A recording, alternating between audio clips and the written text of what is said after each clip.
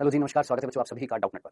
बच्चों हम बात कर रहे हैं यहाँ पर जीव जगत का वर्गीकरण, जिसमें एक आखिरी टॉपिक रह गया था, लास्ट टॉपिक, जिसका नाम था वायरस। ठीक है, बहुत इंपॉर्टेंट है, बहुत बहुत बहुत ज्यादा इंपॉर्टेंट है। ठीक है, तो आज हम क्या पढ़ने वाले हैं बच्चों? आज हम बात करने वाले हैं किसकी? वायरस की, यानी विषाणु की। जो हालांकि मैंने पिछले लेक्चर में स्टार्ट किया था, कुछ कुछ चीजें बताई थी, कुछ कुछ कई सारी चीजें बता दी थी, लेकिन टेंशन मत लीजिए, आज वापस रिपीट कर दूंगा, पूरा वायरस कंप्लीट करेंगे। ठीक है, तो पूरा वायरस पढ़ेंगे, विषाणु पढ़ेंगे और लास्ट में आएगा क्विज। आइए स्टार्ट करते हैं। किसकी बात कर रहे हैं यहाँ पर? वायरस की, विषाणु की। आइए पढ़ते हैं वायरस के बारे में। देखिए, सबसे पहला बिंदु दर बिंदु बोलूंगा या मैं बोलूंगा, सबसे पहले हम इसकी देखने वाले हिस्ट्री, है ना। हम देखेंगे सबसे पहले ये वायरस खोज किसने करी है, वायरस की खोज किसने करी है। ध्यान से सुनिए बेटा जी, हाँ ध्यान से सुनिएगा। देखिए, एक वैज्ञानिक थे जिन्होंने 1892 में, पहले नाम बता देता हूं वैज्ञानिक का, इवानोवस्की। इवानोवस्की, ठीक है, जिन्होंने वायरस की यानी विषाणु की क्या करी थी? खोज करी थी। तो आपसे सीधा प्रश्न पूछा जाएगा, यस ये प्रश्न नीट में आता है, आया है, आपने याद रखना है। वायरस की खोज किसने करी है? वायरस की, विषाणु की खोज किसने करी है? वैज्ञानिक का नाम याद रखना, इवानोवस्की ने। अब बात आ रही है, इन्होंने ये खोज किसमें करी थी? ठीक है, इन्होंने पेड़ देखा, कौन सा? तंबाकू का। ठीक है, एक तंबाकू का पेड़ जो ग्रसित था, संक्रामित था, एक वायरस से, एक विषाणु से इन्फेक्टेड था। इस तंबाकू के पेड़ से रस निकल रहा था, रस, एक स्त्राव निकल रहा था। किससे? तंबाकू के पेड़ से स्त्राव निकल रहा था, रस निकल रहा था। जो एरिया, जो क्षेत्र संक्रमित था ना किसका? तंबाकू के पेड़ का। ठीक है, मुख्य रूप से वो तंबाकू के पेड़ का कौन सा भाग संक्रमित था? उसकी पत्तियां, उसकी जो पर्ण जो थी, पर्ण का मतलब पत्ती। मैं तंबाकू का पेड़ हूं, मेरी जो पत्तियां हैं, लीफ जो है, वो संक्रमित है किससे? वायरस से। उस पत्तियों से रस निकल रहा था। उस रस का जब निरीक्षण किया, उस रस का जब एनालिसिस किया किसने? इवानोवस्की ने। तो उन्होंने खोज करी किसकी? कुछ कणों की, कुछ पार्टिकल्स की। कोशिका नहीं, क्योंकि मैंने आपको पहले भी बताया था, वायरस कोशिकीय नहीं होते हैं, वायरस अकोशिकीय होते हैं, अकोशिकीय होते हैं। यानी ये एक कोशिका से बने हुए नहीं होते हैं, ये अकोशिकीय होते हैं। इन अकोशिकीय वायरस के कणों की खोज करी थी इस रस में किसने? इवानोवस्की ने। भूलना नहीं है, ठीक है, सिंपल सी बात बताएं, समझ में आ गई है? अब ध्यान से सुनना, इन्होंने जो वायरस खोजा था वो कौन सा था बेटा? उस वायरस का नाम है टीएमवी। कौन सा? इंग्लिश में बोलते हैं टोबैको मोज़ैक वायरस। ठीक है, तंबाकू, तंबाकू मोज़ैक विषाणु। तो तंबाकू मोज़ैक विषाणु, टोबैको मोज़ैक वायरस की खोज करी थी किसने बेटा जी? आपके इवानोवस्की ने। सर्वप्रथम किसमें? तंबाकू के पेड़ में जो पर्ण है, जो लीफ है, वो जब संक्रमित हो गई थी इस वायरस से, तो उसका रस निकल रहा था, उस रस में खोज करी थी किसकी? इस वायरस की। किसने? इवानोवस्की ने। ये सबसे पहला बिंदु आपको वायरस की हिस्ट्री में याद रखना है। ठीक है, चलिए अब इसके बाद सेकंड बिंदु। चलिए ये एक बार मैं आपको दिखाता हूं यहां पर, ये जो इवानोवस्की ने, ध्यान से सुनिएगा, एक काम करता हूं, पहले मैं इसको दिखाता हूं, ध्यान से देखिएगा, ध्यान से देखिए इस वायरस को। किसको? तंबाकू मोज़ैक वायरस को। ये है बेटा जी आपका तंबाकू mosaic virus, tobacco mosaic virus. ये भी एक वायरस है, इसको हम जीवाणु भोजी बोलते हैं, बैक्टीरियोफेज बोलते हैं। ये है तंबाकू मोज़ैक वायरस। ठीक है, अभी सिर्फ दिखाया मैंने क्या होता है, क्या होता है, किस तरीके से, ये भी सब कुछ बताऊंगा। लेकिन उससे पहले मैंने आपको सबसे पहला हिस्ट्री, अगर हम इतिहास देखें किसका? वायरस का, तो सबसे पहला बिंदु 1892 में इवानोवस्की ने खोज करी थी किस बेटा जी? वायरस की। कौन से वायरस की? टोबैको मोज़ैक वायरस की, तंबाकू मोज़ैक वायरस की, जो तंबाकू के पेड़ की पत्तियों को संक्रमित करता है। ये पत्तियां जो होती हैं, ये गोल गोल घूम जाती हैं। अब आप में से कितने बच्चों को याद है इस मोज़ैक का मतलब? याद है? आपने एक नमूना पढ़ा था, तरल तिमरीर नमूना, तरल मोज़ैक नमूना, याद है? फ्लूइड मोज़ैक मॉडल, याद है? वहां पर मैंने मोज़ैक का मतलब बताया था, घूमना। ठीक है, तो यहां पर मोज़ैक का मतलब क्या होता है कि जब ये तंबाकू के पेड़ की पत्तियां जब संक्रमित होती हैं इस वायरस से, तो ये कर्ल हो जाती है, घूम जाती हैं। इसीलिए इस वायरस का नाम पड़ा कि ऐसा वायरस जो तंबाकू के पेड़ की पत्तियों को जब संक्रमित करता है, तो संक्रमण से ये पत्तियां घूम जाती है, और ये संक्रमण जब होता है तो तरल निकलता है। सिंपल। चलो सर, इतनी सी पहला बिंदु समझ में आ गया। अब दूसरा बिंदु ध्यान से देखिएगा, यहां पर हिस्ट्री में ही, इतिहास में ही हम देख रहे हैं। किसमें? हिस्ट्री यानी इतिहास में दूसरा वैज्ञानिक देख रहे हैं। 1898 की बात करते हैं। एक वैज्ञानिक बेजेरिनिका, बेजेरिनिका। ठीक है, उन्होंने भी क्या किया? ध्यान से सुनो, उन्होंने भी वो जो रस, जो तरल जो था ना, वो जो तरल जो तंबाकू के पेड़ के संक्रमण में निकल रहा था, ठीक है, वो जो तरल निकल रहा था, ये वाला रस जो मैंने अभी आपको बताया, ये रस निकल रहा था, इस रस को बोला कि भैया ये जो रस जो इसमें तंबाकू के पेड़ में, तंबाकू के पेड़ में जब संक्रमण होता है, तंबाकू के पेड़ में जब संक्रमण होता है किससे? टीएमवी से, टोबैको मोज़ैक वायरस जब संक्रमित करता है तंबाकू के पेड़ को, तो एक तरल निकल रहा है, और ये तरल कैसा है? विषैला है। अब आप खुद सोचिए ना, खुद सोचिए, थोड़ा सा कॉमन सेंस लगा। मैंने अभी तक कितने बिंदु बताए? दो ही ना। पहला बिंदु मैंने क्या बताया? मैंने बोला कि भैया 1892 में इवानोवस्की ने खोज करी है किसकी? एक अकोशिकीय कणों की, जिसको हमने वायरस बोला है। किसमें खोज करी? तंबाकू के पेड़ में। उन्होंने देखा कि तंबाकू के पेड़ की पत्तियां संक्रमित हो जाती हैं, पत्तियां संक्रमित हो जाती है, जिससे हो रही है वो क्या था? एक वायरस था। ठीक है, अब ये वायरस जब संक्रमित कर रहा था इसको, ये वायरस जब संक्रमित कर रहा था किसको बेटा जी? आपके तंबाकू के पेड़ को, तो वहां पर कुछ रस निकल रहा है, कुछ तरल निकल रहा है। अब ये तरल बेजेरिनिका ने बोला, किसने? बेजेरिनिका ने बोला कि ये जो तरल जो है ये विषैला है, ये पॉइजनस है। उसके लिए उन्होंने कथन दिया, क्या? Contagium vivum fluidum. ठीक है, अब इस कथन का मतलब क्या था? Contagium, contagium vivum fluidum. देखिए, ये फ्लूइडियम वर्ड किसका है? फ्लूइड से, और फ्लूइड का मतलब तरल। ठीक है, ये इतना सा वर्ड तो समझ में आ गया। फ्लूइडियम किसका है? फ्लूइड से, फ्लूइड का मतलब तरल। कॉन्टेजियम वर्ड किसका है? अंग्रेजी के कॉन्टैमिनेट से। कॉन्टैमिनेट, कॉन्टैमिनेट का मतलब होता है संक्रमण। एक एक शब्द का मीनिंग मैं आपको समझा रहा हूं, ध्यान से सुनना। कॉन्टैमिनेट का मतलब होता है संक्रमण, और वाइवम शब्द जो है वो किससे है बेटा जी? वायरस से, विषाणु से। अब आप मुझे बताना, वायरस क्या था? वायरस कुछ ऐसे कण थे, जब वो संक्रमित कर रहे हैं, तो इस पेड़ को जब वो संक्रमित कर रहे थे, तो एक तरल के रूप में उसको मैं बोलूंगा उस तरल के रूप में मिल रहे थे, एक लिक्विड के रूप में मिल रहे थे। यानी खुद सोचिए, एक पेड़, ध्यान से सुनना, एक पेड़ हूं मैं, हूं तंबाकू का, ठीक है, ये मेरी पत्ती है। यहां पर इस पत्तियों की कोशिकाओं में आया कौन? वायरस आ गया। इस कोशिकाओं को संक्रमित किया, खराब करता जा रहा है, तोड़ता जा रहा है, फोड़ता जा रहा है, अपनी संख्या बढ़ाता जा रहा है। अब ये कोशिकाओं के अंदर तरल है, यानी ये कोशिका फटती जाएंगी, फटती जाएंगी, खराब होती जाएंगी, तो तरल निकलेगा। उस तरल में क्या निकल रहा है? वायरस। क्या निकल रहा है? वायरस। तो इस तंबाकू के पेड़ में जो रस निकल रहा था, उस रस में क्या मिल रहे थे? वायरस मिल रहे थे, जो उसको संक्रमित कर रहे थे। अब ये कथन दिया था किसने? बेजेरिनी का। ये भी याद रखना है आपने, क्योंकि इससे भी प्रश्न बनता है किसमें? नीट। बताओ, इतिहास में हमने सिर्फ 2 वैज्ञानिक देखे हैं, कौन सा? इवानोव्स्की खोज करी, बेजेरिनी का जिसने वायरस के लिए कथन प्रस्तुत किया, कंटेजियम वाइवम फ्लूइडियम। ठीक है, एक ऐसा तरल जो संक्रमित होता है, जो संक्रमण करता है, उस तरल में क्या मिल रहे हैं? वायरस के कण मिल रहे हैं, विषाणु के। सिंपल। चलें आगे, नेक्स्ट तीसरा वैज्ञानिक। ध्यान से सुनना। 1935 में एक वैज्ञानिक, कौन? स्टेनले। वैज्ञानिक का नाम कौन? स्टेनले। इन्होंने इसी, भैया इन तीनों वैज्ञानिकों का संबंध इसी वायरस से था। किससे? टोबैको मोज़ेक वायरस, तंबाकू मोज़ेक वायरस। उसने भी तंबाकू मोज़ेक वायरस की खोज करी। दूसरे वाले ने तंबाकू मोज़ेक वायरस के बारे में बताया कि भैया एक रस के रूप में मिल रहा था, एक रस में मिल रहा था जो संक्रमित कर रहा था। ठीक है। और तीसरा स्टेनले, इसने भी तंबाकू मोज़ेक वायरस से संबंध दिखाया। इसने बोला क्या कि तंबाकू मोज़ेक वायरस जो है, ये वाला वायरस, देखिए ये वाला, इन्होंने क्या किया था? स्टेनले ने क्या किया था? इसके छोटे-छोटे टुकड़े किए थे। अब इस वायरस के छोटे-छोटे टुकड़े कर देते हैं, तो हम क्या बोलेंगे? इसके क्या मिल रहे हैं? कण मिल रहे हैं। इस वायरस के छोटे-छोटे क्या मिल रहे हैं? हम बोलेंगे क्रिस्टल्स मिल रहे हैं, रवे मिल रहे हैं, रवे। ठीक है। अब रवे मैं आपको बताता हूं कैसे। देखिए, आप सभी के पास मोबाइल है ना? आप सभी के पास मोबाइल है कि नहीं? आप बोलेंगे यस सर। उस मोबाइल के ऊपर आप स्क्रीन गार्ड लगाते हो, लगाते हो। कभी स्क्रीन गार्ड खराब हुआ है? यस सर हुआ है, फिर नया लगाया होगा। जो खराब होता है उसको कभी तोड़कर देखा? उसमें छोटे-छोटे तंतु होते हैं, फाइबर्स होते हैं, फाइबर्स, उसके रवे होते हैं, रवे होते हैं। तो छोटे-छोटे रवे मिलकर एक क्या बना रहे थे? ग्लास बना रहे थे, टेम्पर्ड ग्लास जिसको हम बोलते हैं ना, यही होता है ना। तो देखिए, कहने वाली बात जो थी, इकाई जो है उसकी, उसको हमने क्या बोला? रवे। अब यहां पर इन्होंने, स्टेनले ने, इस तंबाकू मोज़ेक वायरस के छोटे-छोटे टुकड़े किए, प्रत्येक टुकड़े को क्या बोला? क्रिस्टल बोला, हिंदी में रवे बोलते हैं। ठीक है। तो इन्होंने, किसने? स्टेनले ने, याद रखना, सर्वप्रथम क्या किया था? वायरस का क्रिस्टलाइजेशन किया था। आपसे पूछे स्टेनले ने क्या किया था? सबसे पहले विषाणु का क्रिस्टलाइजेशन किया था। अब क्रिस्टलाइजेशन का मतलब वायरस के छोटे-छोटे, या वायरस को छोटे-छोटे टुकड़ों में काट दिया था। ये है इसका सिंपल सा मीनिंग। प्रत्येक टुकड़ा जो था उसको हमने बोला क्रिस्टल, यानी रवे। खत्म। ये 3 वैज्ञानिक आपने याद रखने हैं, क्योंकि ये हमारी एनसीईआरटी में दिए हुए हैं और इनसे प्रश्न आने के चांसेस हैं। हम नीट की तैयारी कर रहे हैं बाबू, तो नीट की तैयारी करने के लिए एनसीईआरटी में जो लिखा हुआ है सारा कवर करना है। सिंपल। ठीक है। तो बेटा जी, वायरस से रिलेटेड इतिहास जब हमने देखा, हिस्ट्री जब हमने देखी, तो मात्र 3 वैज्ञानिक याद करना। एक बार वापस रिवाइज करा दूं फिर से? देखो, ध्यान से सुनो। देखो, सबसे पहले हमने देखा वायरस के इतिहास के बारे में, यानी इसकी जब हमने हिस्ट्री देखी, इतिहास देखा, तो हमने देखा 1892 में एक वैज्ञानिक जिसका नाम इवानोव्स्की, जिसने तंबाकू का पेड़ देखा कि भैया संक्रमित हुआ है, उसकी पत्तियां गोल गोल घूम रही है और उसमें से रस निकल रहा है। ठीक है। उस रस का जब निरीक्षण किया तो उसमें पता लगा कुछ अकोशिकीय पदार्थ हैं, जिसे क्या बोला गया? वायरस। कौन सा वायरस? तंबाकू मोज़ेक वायरस। डन, खोज कर दी इन्होंने। उसके बाद ये कुछ इस तरीके से था, ये तंबाकू मोज़ेक वायरस, ये रहा। ठीक है। उसके बाद हमने देखा 1898 में, 1898 में बेजेरिनी का, इन्होंने बताया कि वो जो तंबाकू की पत्तियां जो संक्रमित हो रही थी वायरस से, तंबाकू मोज़ेक वायरस से, उसमें जो रस निकल रहा था ना, वो विषैला रस था। क्यों? क्योंकि उस तरल में, उस रस में, उस लिक्विड में, उस फ्लूइड में जो विषैला पदार्थ मिल रहा है, वो कौन है? वो वायरस है जो संक्रमण कर रहा है। यानी एक ऐसा तरल जिसमें वायरस मिलता है जो संक्रमित करता है। सिंपल। ये इन्होंने कथन प्रस्तुत किया। तीसरा वैज्ञानिक हमने देखा 1935 में, स्टेनले ने इसी तंबाकू मोज़ेक वायरस के छोटे-छोटे क्रिस्टल्स किए थे, छोटे-छोटे टुकड़ों में काटा था। किसको? वायरस को। खत्म। सिंपल सा, ये था सिंपल सा इतिहास। तो हम वायरस को कैसे पढ़ने वाले हैं? हमने सबसे पहले देखा इतिहास। अब आगे चलते हैं। अब ये 3 बिंदु हो चुके इतिहास में। अब हम बात करते हैं विषाणु की संरचना की। सबसे पहले हमने इतिहास देखा, हिस्ट्री देखी, अब हम देख रहे हैं संरचना यानी स्ट्रक्चर। देखो बेटा, ये मैंने पिछले लेक्चर में भी आपको बोला था कि वायरस जो होते हैं वो एक न्यूक्लियोप्रोटीन संरचना। बोला था कि नहीं बोला था? बोला था। किससे बना होता है? 2 चीजों से। क्या-क्या? न्यूक्लिक अम्ल से और प्रोटीन से। न्यूक्लिक अम्ल से और प्रोटीन से। ठीक है। न्यूक्लिक अम्ल क्या हो सकते हैं? या तो डीएनए या आरएनए, या तो डीएनए हो सकता है या आरएनए हो सकता है। ठीक है। तो हमने सिंपल बोला डीएनए प्लस प्रोटीन क्या है? वायरस है। या आरएनए प्लस प्रोटीन क्या है? वायरस है। हमारी एनसीईआरटी बोलती है कभी भी वायरस में, विषाणु में दोनों साथ-साथ नहीं मिलेंगे। या तो डीएनए मिलेगा या आरएनए मिलेगा, दोनों साथ-साथ किसी भी वायरस में नहीं मिलते हैं। लेकिन देखिए, अपवाद तो हर जगह होता है, एनसीईआरटी ने वो चीज कवर नहीं करी है। आप चाहते हैं तो मैं आपको बता देता हूं, एक ऐसा वायरस जो लेटेस्टली खोजा गया है, लगभग 2016 के आसपास खोजा गया था, एक ऐसा वायरस जिसमें डीएनए भी होता है, आरएनए भी होता है, जो हमारी एनसीईआरटी की उस लाइन को गलत साबित कर देता है। मैं बता देता हूं, लेकिन याद मत रखना, हमें देखो एनसीईआरटी को फॉलो करना है, सीधे-सीधे शब्दों में बोल रहा हूं। एनसीईआरटी जो बोले वही फॉलो करना है। ठीक है। लेकिन फिर भी मैं आपको बता देता हूं, एक ऐसा वायरस है जिसका नाम है ल्यूको वायरस, ल्यूको विषाणु, लेटेस्टली डिस्कवर्ड हुआ ल्यूको वायरस। ठीक है। ठीक है। जो मुख्य रूप से निम्न श्रेणी के जो प्राणी जो होते हैं, निम्न श्रेणी के प्राणी, जैसे आपके पोइफेरा जगत आपने नाम सुना होगा, सिलेंड्रेटा, टीनोफोरा, प्लेटिहेल्मिंथीज, एस्केल्मिंथीज, निम्न श्रेणी के प्राणी होते हैं, उनको संक्रमित करता है। अभी सिर्फ इतना सा, ल्यूको वायरस, ल्यूको विषाणु एक ऐसा विषाणु जिसमें दोनों डीएनए प्लस आरएनए और उनके ऊपर प्रोटीन का आवरण होता है। ठीक है। लेकिन आपने याद क्या रखना है? ये याद नहीं रखना। ये तो जस्ट मैंने आपकी एक नॉलेज को थोड़ा सा बढ़ाने की कोशिश करी है। हमें जो चीज याद रखनी है वो ये, हमेशा वायरस में एनसीईआरटी की लाइन है, साफ-साफ बोलते हैं एनसीईआरटी की लाइन, क्या? वायरस में या तो डीएनए या आरएनए मिलता है, दोनों नहीं मिलते हैं, दोनों साथ-साथ नहीं मिलते हैं। याद रखना, या तो डीएनए या आरएनए मिलता है, दोनों साथ-साथ नहीं मिलते हैं, दोनों साथ-साथ नहीं मिलते हैं।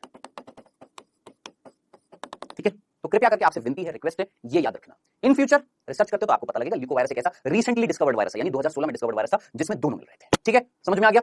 अब ये तो समझ में आ गया। संरचना जब हम देखते हैं तो हमें पता लग जाता है कि भैया वायरस में 2 चीजें मिल रही हैं, एक तो प्रोटीन और न्यूक्लिक अम्ल। अब न्यूक्लिक अम्ल या तो डीएनए या आरएनए। अब देखते हैं, इधर देखिए, ये देखिए इस डायग्राम में देखिए, ये लाल लाल दिख रहा है, लाल लाल क्या है सर? ये आरएनए।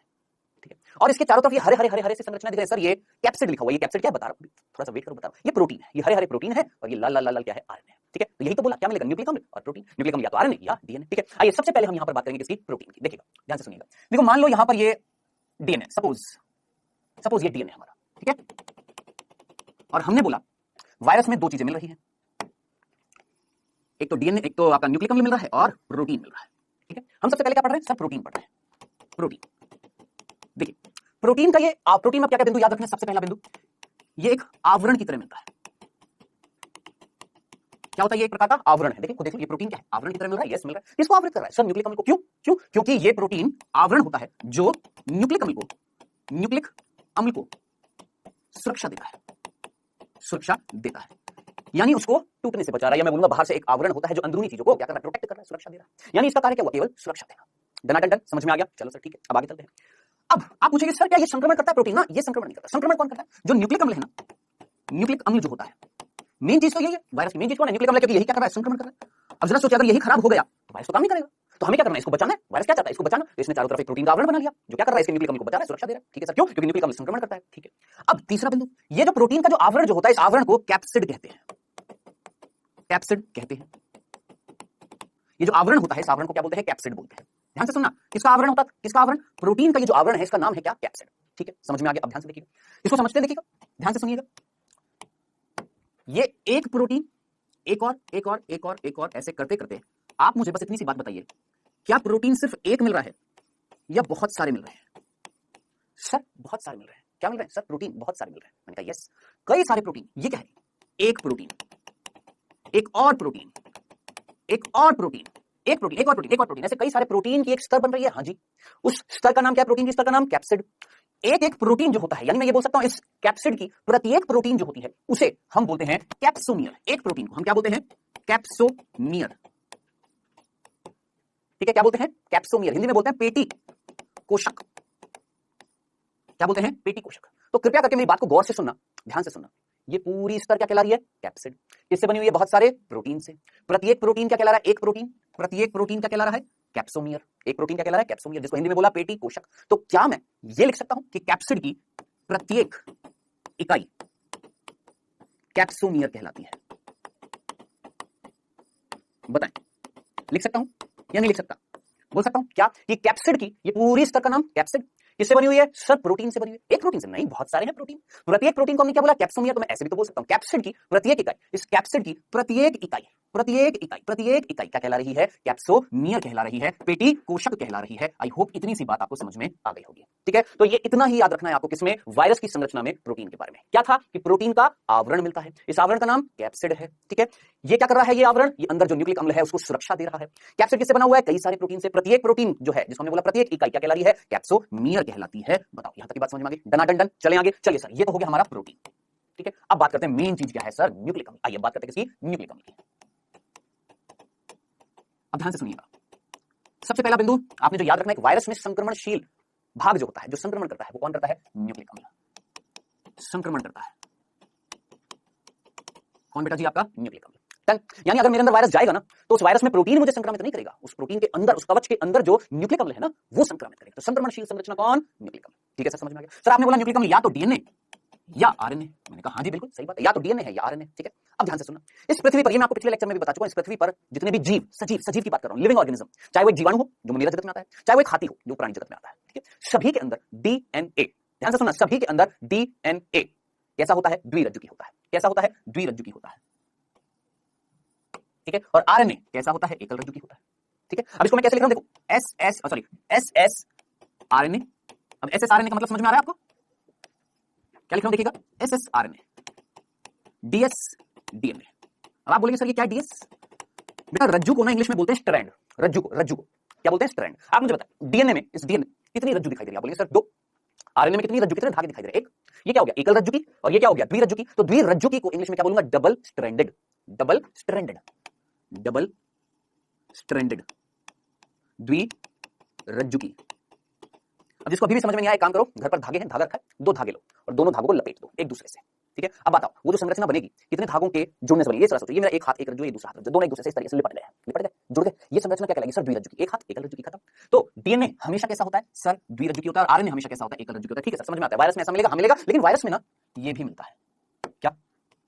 ये मैंने आपको पिछली क्लास में भी बताया था, वायरस में ये परिस्थिति भी मिलती है, एस डीएनए अब आप खुद सोचिए एसएस का मतलब क्या है, डीएस का मतलब डबल स्ट्रैंडेड, तो एसएस मतलब सिंगल स्ट्रैंडेड एकल रज्जु की, ठीक है। अब जरा खुद सोचिए डीएनए द्विरज्जु की भी है और डीएनए, अरे ये क्या कर दिया, हाँ डीएनए द्विरज्जु की भी है और डीएनए एकल रज्जु की भी है, आरएनए एकल रज्जु की भी है और आरएनए द्विरज्जु की भी। अब ये जो परिस्थितियां हैं ना, ये जो बनाई है, ये किसी भी सजीव में नहीं मिलती है, सिर्फ वायरस में मिलती है। ये सभी सजीवों में मिलती है। मेरे अंदर डीएनए कैसा होता है, द्विरज्जु की, आपके अंदर द्विरज्जु की, आरएनए मेरे अंदर एकल रज्जु की, आपके अंदर एकल रज्जु की। इस पृथ्वी पर सभी सजीवों में डीएनए कैसा, द्विरज्जु की, आरएनए कैसा, एकल रज्जु की। लेकिन याद रखना आपने, वायरस में ये विशेष परिस्थितियां मिलती है, ये और किसी भी सजीव में नहीं मिलती। और ये सजीव तो है नहीं, मैंने आपको पिछली कक्षा में बताया था क्या कि भैया वायरस जो होते हैं वो सजीव और निर्जीव की संयोजी कड़ी होते हैं। आउटसाइड बॉडी, शरीर के बाहर निर्जीव कोई कार्य नहीं कर रहे, लेकिन शरीर के अंदर जब जाते हैं तो होस्ट यानी पोषक की मशीनरी को कंट्रोल कर लेते हैं और अपनी संख्या को बढ़ाते हैं। बताया था ना। तो याद रखना वायरस में ये चारों परिस्थितियां मिलती हैं, जिसमें से ये दो परिस्थितियां सजीवों में मिलती हैं, ये किसी भी सजीव में नहीं मिलती है, लेकिन वायरस में मिलती है। अब आप पूछेंगे सर उदाहरण बताओ ना, पूछेंगे सर उदाहरण बताओ ना सर, किसमें कौन कौन सी परिस्थितियां मिलती है। आइए उदाहरण बताता हूं, कौन से वायरस में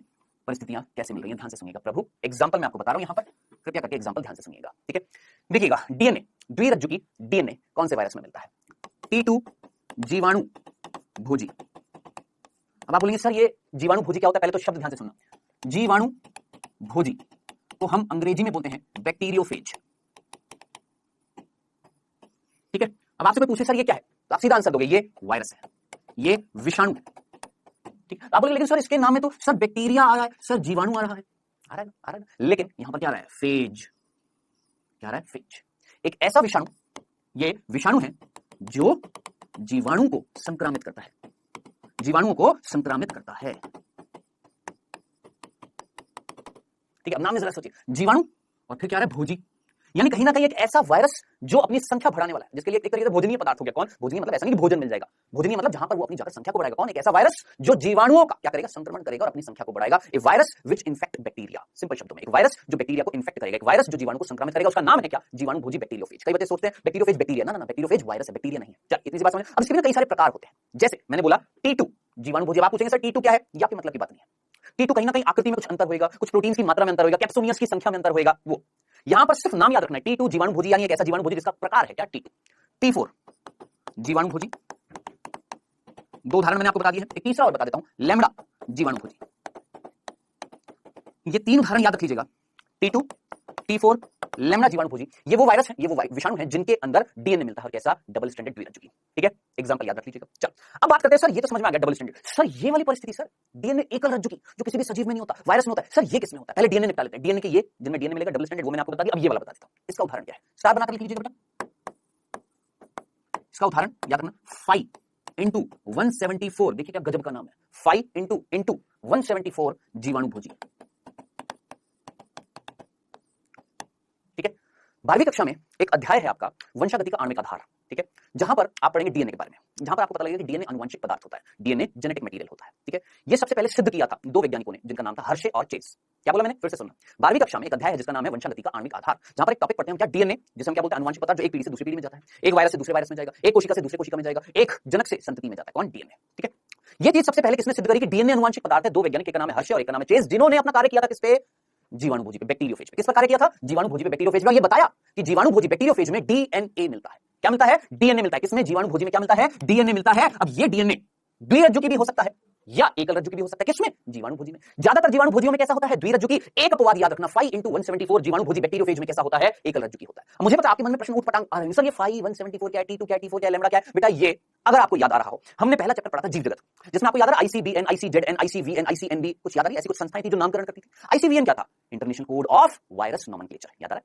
तो वो कुछ संस्थाएं थी जो वायरस का नामकरण करती है। यहां पर जीवाणु भोजी की संरचनाओं में कुछ अंतर होगा, जिसकी वजह से अलग अलग नाम दिए गए हैं, किसी को T2, किसी को T4, किसी को लैम्बडा और किसी को 5x174। अब ये उनकी मुसीबत है कि उन्होंने ऐसे नाम क्यों दिए, ये अभी प्रेजेंटली आपके कोर्स में नहीं है। इन नामों का मतलब क्या है, 5x174, T2, T4, ये सिर्फ उदाहरण है जो आपने याद रखना है। अगर याद रख सकते हो तो प्रभु बहुत बहुत गनीमत होगी, याद रख लेना, ठीक है, सिंपल। चलें अब बात करते हैं किसकी, आरएनए की। अब ध्यान से सुनना, मैं आपको चीज बताने वाला हूं, ध्यान से सुनिएगा। ज्यादातर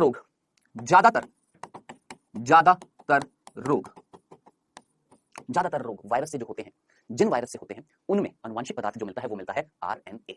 याद रखना, ज्यादातर रोग जिन वायरसेस से होते हैं वो वायरस में क्या मिलता है, आरएनए, डीएनए नहीं, आरएनए। क्यों, आप खुद सोचिए। आए दिन रोज रोज नए नए वायरस डिस्कवर्ड होते हैं, कभी इबोला, कभी कोविड-19 के 50 प्रकार, कभी सार्स है, कभी एचआईवी है, नए नए वायरस। जितने भी ये वायरस है, रोज नए नए वायरस बन रहे हैं। कैसे, चेंज आ रहा है, परिवर्तन आ रहा है। इस परिवर्तन को बोलते हैं उत्परिवर्तन, म्यूटेशन, चेंजेस। अचानक से जो चेंज होता है उसको क्या बोलते हैं, उत्परिवर्तन। फटाफट चेंज होता है उसको क्या बोलते हैं, उत्परिवर्तन, ठीक है। अब आप मुझे बताएंगे, एक दो चीजें मेरे पास, इसमें चेंज नहीं आ रहा, फटाफट चेंज आ तो रहा है लेकिन इतनी जल्दी नहीं आ रहा, और इसमें धनाई चेंज आता जा रहा है, परिवर्तन आ रहा है। कौन ज्यादा स्टेबल है, स्थायी है, सोचो कौन ज्यादा स्टेबल है, ये वाला कि ये वाला। जो जल्दी जल्दी नहीं बदल रहा वो ये था, जो जल्दी जल्दी बदल रहा है वो ये है। कौन अस्थाई है? सर ये अस्थाई है, जल्दी जल्दी जल्दी जल्दी बदल रहा है। सर ये इतनी जल्दी बदल रहा है, ये इतना ज्यादा अस्थाई नहीं, ये स्थायी है। ठीक है, ठीक है। अब मैं आपसे पूछता हूं, देखो आपके पास दो डंडे हैं, दो लकड़ियां हैं, आपने दोनों लकड़ियों को जोड़ दिया।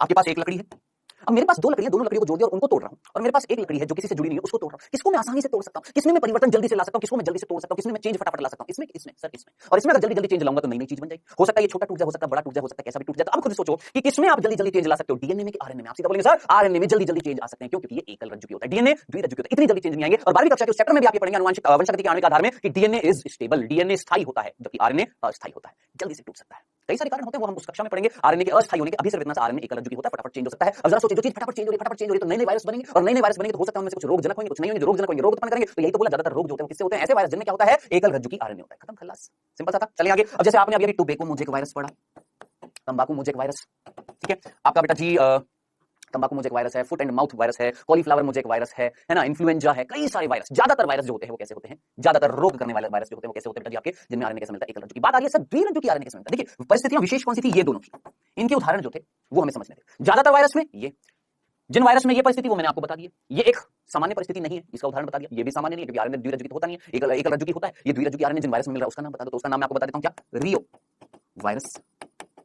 क्या नाम? रियो वायरस, अंग्रेजी में रियो वायरस बोलते हैं। ठीक है, ऐसे वायरस ध्यान से सुनना, ऐसे वायरस जो हमारे श्वसन तंत्र को संक्रमित करते हैं, भूल मत जाना, श्वसन तंत्र को संक्रमित करने वाले वायरस जो होते हैं उन्हें हम क्या बोलते हैं? रियो वायरस। जैसे आपने कितने बच्चों ने नाम सुना है, राइनो वायरस सुना है? हमें जो नजला होता है ना, खांसी जुकाम जो होता है, कोल्ड जो होता है, जानते हैं किस वायरस से होता है? उस वायरस का नाम है राइनो वायरस। राइनो वायरस जो हमारी नासा मार्ग जो होता है, हमारा जो श्वसन मार्ग जो होता है उसको संक्रमित करता है। तो राइनो वायरस क्या है? एक प्रकार का रियो वायरस है जो श्वसन तंत्र को संक्रमित करता है। ज्यादातर रियो वायरस में आपका आरएनए कैसे मिलता है? Double stranded. तो ये थी बेटा पूरी कहानी किस चीज की? आपकी न्यूक्लिक अम्ल की। ये थी पूरी कहानी किसकी? प्रोटीन की। ये दोनों चीजें मिलकर क्या बना रही हैं? संरचना बना रही हैं। इसकी संरचना बना रही है वायरस की। तो अभी तक मैंने आपको दो चीजें बताई, क्या? हिस्ट्री बताई, इतिहास बताया, तीन वैज्ञानिक बताया, फिर उसके बाद मैंने इसकी संरचना बता दी है। ठीक है, अब हमारी एनसीईआरटी ने सिर्फ इतना ही दे रखा है, ध्यान से सुनिएगा, हमारी एनसीईआरटी में सिर्फ इतना ही दे रखा है और मैं चाहूंगा आप इतना ही पढ़ें। आपने पीएचडी नहीं करनी है मेरे भाई। अब हो सकता है आपके पास बहुत बड़ी बड़ी बुक्स हो जिसमें ना क्या क्या चीजें बता रखी होंगी, इस वायरस का वो भी बता रखा होगा, कैसे संक्रमण करता है, वायरस का संक्रमण भी बता रखा होगा। अब पढ़ाने को तो मैं बहुत सारी चीजें पढ़ा दूं कि भैया ये जो संक्रमण जो होता है ये दो प्रकार का होता है, एक होता है फेजिक, एक होता है फेजिक, एक होता है पिनोसाइटिक, एक होता है फेजिक, एक होता है पिनोसाइटिक। फेजिक जो होता है वो वापस से दो प्रकार का होता है, लाइसिस, लाइसोजेनी। लाइसिस में क्या होता है कि जब वायरस जब संक्रमित करता है तो उसका आनुवंशिक पदार्थ यानी डीएनए या आरएनए कोशिका के अंदर जाता है, कोशिक यानी जिसके अंदर जाएगा, जिसको संक्रमित करेगा, उसके आनुवंशिक पदार्थ को खत्म कर देता है और अपनी संख्या को बढ़ा लेता है, वो लाइसिस होता है। लाइसोजेनी में क्या होता है? जिसके अंदर जाता है, जब संक्रमित करता है, मान लो मेरी कोशिका पर संक्रमण हुआ, किसका? वायरस का। वायरस ने अपना आनुवंशिक पदार्थ डीएनए आरएनए जो भी उसके अंदर है वो भेजा और वो उस कोशिका के आनुवंशिक पदार्थ के साथ जुड़ जाता है। तो ये चीजें नहीं है आपके कोर्स में, ये चीजें नहीं बता रखी, क्या होता है फेजिक, क्या होता है पिनोसाइटिक, क्या होता है लाइसिस, क्या होता है लाइसोजेनी, नहीं बता रखा है। तो क्यों टाइम वेस्ट करना? इसलिए एक प्रश्न नहीं आने वाला, एक प्रश्न यहां से, किससे? इसके संक्रमण से, कि कैसे संक्रमण करता है। फिर भी मैंने यहां पर शब्द लिख दिए जिनका कोई औचित्य नहीं है, तो मैं हटा देता हूं बेटा जी, कोई वैल्यू नहीं है। क्यों टेंशन लेंगे, क्यों पढ़ना? जिसकी जब जरूरत होगी तब पढ़ो ना मेरे भाई। आप खुद सोचिए ना, खुद सोचिए, जिसकी जितनी जरूरत है उतना पढ़े ना। अब ये चीज मैं अगर बताने बैठता हूं, हमारा बहुत सारा टाइम भी खर्च हो और प्रश्न एक भी ना आए, टाइम वेस्टेज। ठीक है, नॉलेज बढ़ेगी, मैं ऑब्वियसली बात बोलूंगा, यस नॉलेज बढ़ेगी, लेकिन अभी के लिए हमारा मेन एम क्या है? सोचिए, नीट क्लियर करना ना, नीट क्लियर करना है। नॉलेज बढ़ाने के लिए टाइम बाद में बहुत मिलेगा, बढ़ा लेना, जब जरूरत होगी जिस चीज की तब करिएगा। ठीक है, तो अभी के लिए वायरस में सिर्फ इतना ही था मेरे भाई। क्या क्या मैंने आपको इतिहास बता दिया, इसकी संरचना बता दी, सारी चीजें आपने याद रखनी है। ये चीजें हालांकि मैंने ये भी एक्स्ट्रा बता दिया मेरे भाई, आपको ये भी नहीं दे रखा, लेकिन अब थोड़ा तो बताना ही पड़ेगा। तो ऐसा तो है नहीं बिल्कुल यूं का यूं बता दूंगा, फिर बोले सर ये तो एनसीईआरटी की कॉपी कर दिया आपने, कुछ भी नहीं बताया एक्स्ट्रा। चलो कुछ बताया है, शायद आपको चीजें समझ में भी आई होंगी। चलें आगे। अब जिनको जीवाणु भोजी देखना था ना, ये जीवाणु भोजी, ये जो डायग्राम था मेरे भाई, ये वाला, ये है जीवाणु भोजी, ये बैक्टीरियोफेज है। ठीक है, जिसके अंदर शीर्ष भाग जो होता है उसके अंदर मिलता है डीएनए, ये कॉलर होता है और ये इसकी तंतु पूंछ होती है, ये जाकर चिपकता है कोशिका से, इसकी ये जो पूंछ जो होती है चिपक जाती है, फिर ये उस कोशिका से चिपकने के बाद ये जो ये देख लो ड्रिल की मशीन होती है, ड्रिल मशीन होती है, उसकी तरह ये कोशिका में ड्रिल करता है, छेद कर देता है, फिर छेद करने के बाद जैसे छेद कर दिया फिर ये डिस्क्यू ऐसे नीचे पिचकता है तो इसके अंदर जो आनुवंशिक पदार्थ है सीधा किसमें चला जाता है? कोशिका में चला जाता है। ये हम पढ़ते थे कब? पहले, जब ये निर्धारित नहीं था कि क्वेश्चंस एनसीईआरटी से आते, उस टाइम हमारे टीचर्स हमें पढ़ाया करते थे कैसे संक्रमण करता है जीवाणु भोजी, सब कुछ पढ़ाते थे। क्यों? क्योंकि उस टाइम पर क्वेश्चंस नीट में आउट ऑफ कॉन्टेक्स्ट आते थे, आउट ऑफ एनसीईआरटी भरमार आती थी, कोई तय नहीं था कि एनसीईआरटी से आएंगे, लेकिन अब तय है, यस 99.9% क्वेश्चंस आपके एनसीईआरटी से आ रहे हैं, किसमें? नीट में। तो उसी पर फोकस करो ना मेरे भाई। ठीक है, चलिए ये तो हो गई है बात किसकी? वायरस की। अब इस चैप्टर में जो थोड़ा बहुत टॉपिक रह गया वो भी मैं आपको कवर करा देता हूं बेटा जी। अब यहां पर ये तो हमने पढ़ लिया वायरस, अब इसी वायरस में एक छोटा सा टॉपिक और दे रखा है, क्या? वायरॉइड्स।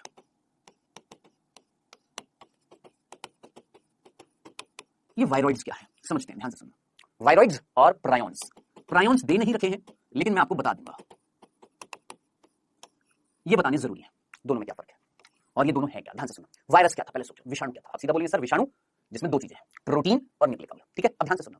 अगर मैं न्यूक्लिक अम्ल अंदर से हटा दूं क्या बचेगा मेरे पास? सिर्फ प्रोटीन का एक आवरण बचेगा। मैंने कहा हाँ जी, सिर्फ प्रोटीन का आवरण बचेगा, बचेगा नहीं बचेगा? अब ध्यान से सुनना, अब सिर्फ अगर प्रोटीन का आवरण बचता है, ये देखो, ये सिर्फ प्रोटीन का आवरण है, अंदर कोई न्यूक्लिक अम्ल नहीं है, कोई न्यूक्लिक अम्ल नहीं है, और ये प्रोटीन का आवरण अगर संक्रमण कर दे, सिर्फ प्रोटीन, ओनली प्रोटीन, सिर्फ प्रोटीन का आवरण जो क्या कर रहा है? संक्रमण कर रहा है।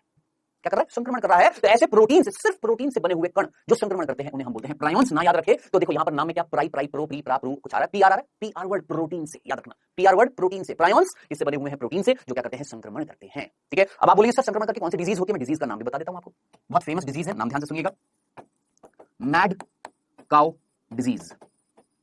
एक डिजीज होती है जिसका नाम होता है, रोग होता है जिसका नाम होता है मैड काउ डिजीज, यानी पागल गाय रोग ऐसे बोलेंगे, पागल गाय रोग नहीं, इसको मैड काउ डिजीज याद रखना। यानी ये जब संक्रमित करता है किसको? गाय को, तो उसका तंत्रिका तंत्र जो होता है वो बिल्कुल नष्ट कर देता है, खराब कर देता है, जिससे गाय जो है पगला जाती है। ये रोग क्या कहलाता है? Mad cow disease. सिंपल, एक डिजीज याद रख लेना बस। ठीक है, हाँ जी, ये है जो हमारी एनसीईआरटी में दे रखा है, इसे पढ़ना है।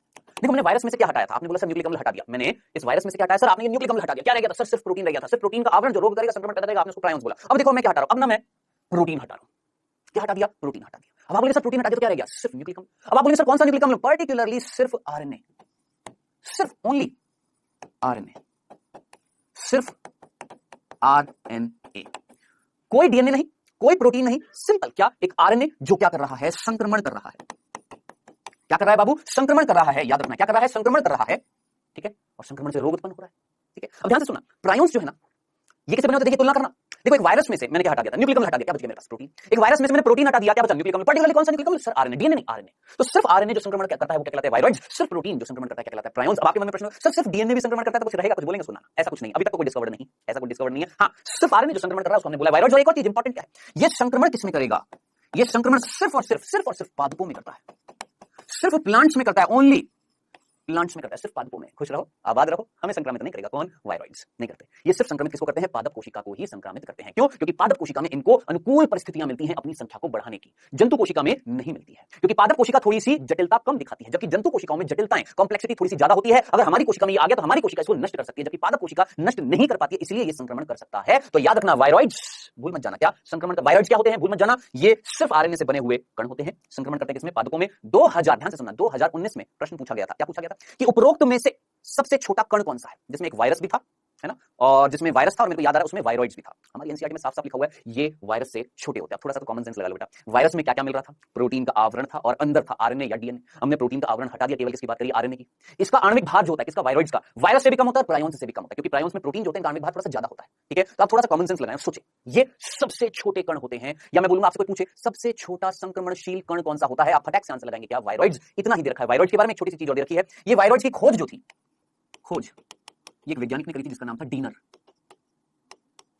डिनर नहीं, डिनर नहीं, डीनर, डीनर। ठीक है, याद रखना। तो डीनर ने खोज करी वायरॉइड्स की। क्या है वायरॉइड्स? बता दिया, जो सिर्फ पेड़ों को संक्रमित करेंगे, किससे बने हुए? आरएनए से। वायरस से भी छोटे कण होते हैं, इनका आणविक भार वायरस से भी छोटा होता है। ये नहीं दे रखा था, बता दिया। अगर संक्रमण हो रहा है सिर्फ प्रोटीन के आवरण से, यानी प्रोटीन संक्रमणशील संरचना है, तो उसको हम बोलते हैं प्रायोन्स, जिससे रोग मैंने आपको बता दिया। मेड का आप पूछेंगे सर इससे एक रोग बता दो, चलो इसका भी रोग बता देता हूं। वायरॉइड से जो रोग होता है मैं यहां पर लिख देता हूं, वायरॉइड से जो रोग होता है उसका नाम मैं आपको बता देता हूं, potato, potato spindle, potato spindle tuber, potato spindle tuber. ये एक रोग होता है किसमें बेटा जी? आपके आलू में। ठीक है, ये रोग जिसमें आलू का जो पेड़ होता है, या मैं बोलूंगा आलू का जो पेड़ जो होता है छोटा हो जाता है, उसकी लंबाई क्या हो जाती है? छोटी हो जाती है, उसकी पोषणता कम हो जाती है, आलू के अंदर फूड स्टोर नहीं हो पाता, संचित नहीं हो पाता खाद्य पदार्थ। ये होता है पोटैटो स्पिंडल ट्यूबर रोग होता है, याद रखना। ठीक है, पोटैटो स्पिंडल ट्यूबर एक रोग है जो किससे होता है? वायरॉइड से। भैया एक एक चीज आपको बता दी है, वायरस पूरा बता दिया, वायरॉइड्स बता दिए हैं, प्रायोन्स बता दिए हैं, सब कुछ बता दिया है। बताओ समझ में आ गया? चलें एक और चीज बता रखी है आपके इसी चैप्टर में, एक और लास्ट, लाइकेन। अब वायरस नहीं, ये वायरस हमने पूरा पढ़ लिया है, अब है लाइकेन। एक और चीज बता रखी है लाइकेन, लेकिन ये लाइकेन में यहां पर ज्यादा नहीं बताऊंगा, क्यों? क्योंकि इस लाइकेन को हम पढ़ने वाले हैं किसमें? अगले चैप्टर में। किसमें? वनस्पति जगत में। दे रखा है यहां पर, मैं मना नहीं कर रहा, यहां पर दे रखा है लाइकेन, लेकिन लाइकेन आपको समझ में आएगा जब हम क्या पढ़ेंगे? वनस्पति जगत पढ़ेंगे। ठीक है, वहां पर अच्छे से समझ में आएगा। सिर्फ इतना सा कि कहीं ना कहीं बस इतना सा एक संबंध होता है जिसे हम बोलते हैं सहजीवी संबंध, सहजीवी संबंध। ठीक है, कैसा संबंध होता है बेटा जी? याद रखना, कैसा संबंध? जिसमें दो जीव एक दूसरे की मदद करते हैं, एक दूसरे को फायदा पहुंचाते हैं। ये एक जीव है, ये दूसरा जीव है, इसने इसकी मदद करी, इसने इसकी मदद करी, दोनों एक दूसरे की मदद करते हैं। ऐसा संबंध क्या होता है? सहजीवी संबंध, यानी दोनों पॉजिटिव होते हैं, दो जीव, यानी इसको भी फायदा, एक जीव को भी फायदा, दूसरे जीव को भी फायदा। कई बच्चे पूछते हैं प्लस प्लस का मतलब क्या है? सोचो दो जीव है, इसको भी फायदा हो रहा है, क्या साइन लगाऊंगा? पॉजिटिव। इसको भी फायदा हो रहा है, क्या साइन लगाऊंगा? पॉजिटिव। यानी दोनों जीव, दोनों को क्या हो रहा है? फायदा हो रहा है, दोनों एक दूसरे की मदद कर रहे हैं। ऐसा संबंध क्या? सहजीवी संबंध। तो याद रखना, जब शैवाल और कवक, शैवाल और कवक, जब शैवाल कवक की मदद करे और कवक शैवाल की मदद करे, कैसे? कवक लेकर आए क्या? खनिज। क्या लेकर आया? जल। सोचो मैं कवक हूं, मैंने क्या एब्जॉर्ब कर लिया, क्या अवशोषित कर लिया? जल। और क्या ले ली, खनिज, सोडियम, पोटेशियम, मैग्नीशियम, कैल्शियम, ये सारी चीजें मैंने जमीन में से अवशोषित कर ली। और करने के बाद मैंने यानी कवक ने किसको दे दी, शैवाल। चलो शैवाल के पास आ गई। किसकी मदद हो गई, सर शैवाल, इसको पानी भी मिल गया, इसको खनिज भी मिल गया। अब शैवाल क्या करेगा, सर ये प्रकाश संश्लेषण करेगा, भोजन बनाएगा, प्रकाश संश्लेषण से इसने क्या कर लिया, भोजन बना लिया। अब वो भोजन थोड़ा सा इसने इसको भी दे दिया। अब जरा सोचिए, इसने इसकी मदद करी क्या करने में, प्रकाश संश्लेषण करने में। प्रकाश संश्लेषण करने के लिए खनिज चाहिए था, जल चाहिए था, इसने लाकर इसको दे दिया। इसने प्रकाश संश्लेषण करके भोजन बनाया, भोजन का कुछ हिस्सा इसको दे दिया। आहो, दोनों एक दूसरे की मदद कर रहे हैं, बढ़िया जी रहे हैं। ऐसा संबंध क्या कहलाएगा, सहजीवी संबंध। अब इन दोनों संरचनाओं के जुड़ने से, इसके शैवाल और कवक, जब दोनों ये देखो, ये शैवाल है, ये कवक, दोनों एक दूसरे के पास जुड़ गए, तो इनके जुड़ने से जो संरचना बनती है उसका नाम है क्या बेटा जी, लाइकेन। तो आपसे कोई पूछे लाइकेन क्या है, आप सीधा सीधा बोलेंगे सर लाइकेन शैवाल और कवक का सहजीवी संबंध होता है। लाइकेन कि ये अगर शैवाल है और ये अगर कवक है, तो शैवाल और कवक एक दूसरे के साथ जुड़ जाती हैं, एक दूसरे को फायदा पहुंचा रही हैं। इनके जुड़ने से जो संरचना बनती है उसका नाम है क्या, लाइकेन। खत्म, खलास, इतनी सी बात थी। ठीक है, तो बेटा जी इसी के साथ बच्चों हमने ये चैप्टर जो था हमारा कौन सा, जीव जगत का वर्गीकरण, ये किया है हमने पूरा कंप्लीट। जो वायरस टॉपिक था जितना था सफिशिएंट था, बता दिया, सफिशिएंट। ठीक है, एक्स्ट्रा बुक्स में बहुत सारा है। ये बच्चे बोलते सर वायरस और पढ़ाओ, सर कोविड बताओ, कोरोना बताओ। टाइम नहीं है मेरे भाई, ना आपके पास ना मेरे पास, सच्ची कह रहा हूं। एक्स्ट्रा नॉलेज लेनी है, बहुत सारी चीजें। अभी फोकस, एम क्या है हमारा, चिड़िया की आंख क्या है हमारी। सोचिए नीट का पेपर जितना है, जितना कोर्स है उतना पढ़े, सफिशिएंट। मैं बार बार बच्चों को बोलता हूं, कोई ये बुक ले रहा है, कोई इस बुक में से पढ़ रहा है, कोई इस बुक में, अरे प्रभु एनसीईआरटी उठा लो, उसमें देख लो, जितना है उतना पढ़ लो, सफिशिएंट है, पेपर उसमें से आएगा। हाँ जी, और मैं कोशिश करता हूं कि एनसीईआरटी कवर करके कुछ जो चीजें एक्स्ट्रा होंगी वो मैं ऑटोमेटिकली आपको बता दूं, जो चीज सफिशिएंट है। ठीक है, चलिए जी, आज कंप्लीट कर लिया है वायरस। हमने वायरस भी पढ़ा, उसकी इतिहास देखा, उसकी संरचना देखी, फिर हमने वायरॉइड्स पढ़ा, हमने प्रायोन्स पढ़ा, हमने लाइकेन थोड़ा सा पढ़ा है, ज्यादा नहीं पढ़ा है, इतना था। अब समय हुआ बेटा जी आपके क्विज का। पहला प्रश्न आपकी स्क्रीन पर आता हुआ फर्स्ट, विषाणु की खोज की थी किसने, इवानोवस्की, बेजेरिनेका, टेलर या डाइनर। वायरस की खोज किसने करी है, विषाणु की खोज किसने करी थी। चलिए दूसरा प्रश्न, विरोइड बने होते हैं, या वायरॉइड या विरोइड बोल दीजिए, किससे बने होते हैं, विरोइड, विरोइड, विरोइड यानी वायरॉइड। ठीक है, किससे बने होते हैं, केवल डीएनए, केवल आरएनए, केवल प्रोटीन, दोनों डीएनए और प्रोटीन। वायरॉइड पूछा है, कई बच्चे बोलेंगे सर आपने वायरॉइड बोला था, वायरॉइड, विरोइड, इंग्लिश में वायरॉइड्स बोल देते हैं, हिंदी में विरोइड बोल रहे हैं, एक ही चीज है। विरोइड, जरा सोचिए, जल्दी से सोचिए, किससे बना हुआ था विरोइड। समय हुआ समाप्त, आइए देखते हैं बेटा। यहाँ पर पहला प्रश्न था, विषाणु की खोज किसने करी है, बताया था ना, तंबाकू मोज़ेक वायरस खोज करी थी किसने, इवानोवस्की ने। टोबैको मोज़ेक वायरस की, याद रखना, इवानोवस्की। दूसरा, विरोइड किससे बने थे, मैंने आपको बताया था, वायरस में से क्या हटा दो, प्रोटीन हटा दो, क्या बचेगा, न्यूक्लिक एसिड। कौन सा न्यूक्लिक एसिड, डीएनए नहीं, सिर्फ आरएनए, केवल आरएनए से बने होते हैं क्या, विरोइड। ठीक है, भूल मत जाना, याद रखना। अब इसी के साथ मैं आपको एक और चीज बता दूं, जब आप एनसीईआरटी पढ़ोगे तो वहां पर विरोइड में ना कुछ कथन गलत दे रखा, उसको सही कर लेना। विरोइड केवल आरएनए से बने होते हैं, केवल आरएनए से, ठीक कर लीजिएगा। एनसीईआरटी में आपकी पुरानी एनसीईआरटी तो उसको सही कर लीजिएगा, केवल किससे बने होते हैं, आरएनए से। ठीक है, और इन विरोइड की खोज किसने करी थी, मैंने अभी आपको बताया था। अच्छा मैंने डीनर बोल दिया था, डीनर बोल दिया था, चलिए वो डीनर नहीं था, वो डाइनर था, डाइनर था। मैं इसको सही भी कर देता हूं, वो कौन था बेटा जी, हमारा डाइनर था। इसको मैं सही कर देता हूं, क्या था, डाइनर, डीनर कर दिया था, ये डाइनर था। इसको मैं सही कर देता हूं, क्या था, डाइनर था। डाइनर ने खोज करी थी किसकी, वायरॉइड की या विरोइड की। ठीक है, चलो बेटा जी इसी के साथ आज का क्विज भी समाप्त होता है, आज की ये क्लास भी समाप्त होती है। अब आप पूछेंगे सर नेक्स्ट क्लास में क्या पढ़ाएंगे, प्रभु इसी के साथ आपका ये चैप्टर भी समाप्त होता है, अध्याय भी समाप्त होता है। अब नेक्स्ट क्लास में हम चालू करेंगे नया चैप्टर जिसका नाम है वनस्पति जगत। ठीक है, तो मिलेंगे बेटा जी नेक्स्ट क्लास में नए चैप्टर के साथ। Bye bye, take care.